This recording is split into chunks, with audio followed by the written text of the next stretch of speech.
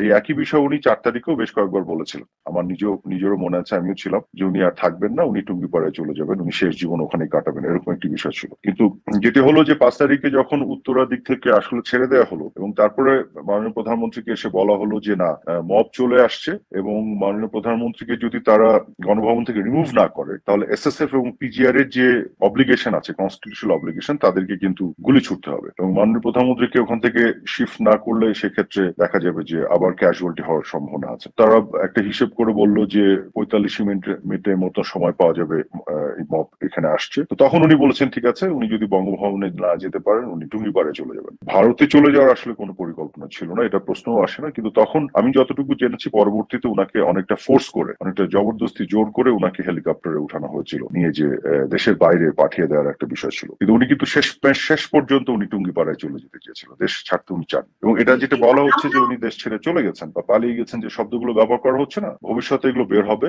উনাকে জোর করে বাধ্য করা হয়েছিল। তো 4 তারিখেই আপনার বিকেলের পর থেকে কয়েকবার আমাদেরকে বলেছিলেন উনি আর থাকতে চান না।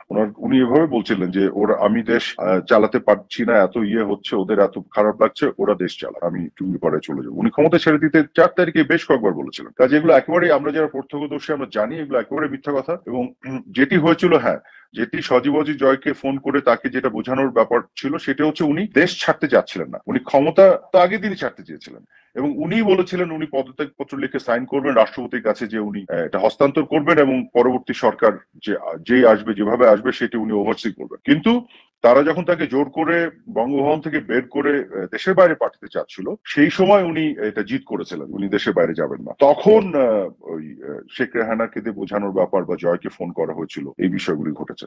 কিন্তু আগের দিনও 4 তারিখ উনি বারবার বলেছেন উনি থাকবেন না এবং উনি বারবার একই কথা বলতেন, উনি টুঙ্গিপাড়ায় চলে যাবেন। আমরা বরং দু একজন বলেছিলাম যে আপনি টুঙ্গিপাড়ায় চলে যাবেন, ক্ষমতায় থাকবেন না, ওরা তো আসলে আপনাকে হত্যার পরিকল্পনা করছে।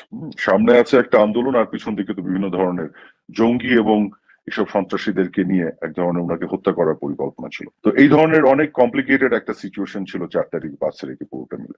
তো এইগুলো সত্য আস্তে আস্তে ধীরে ধীরে বের হবে ভবিষ্যতে।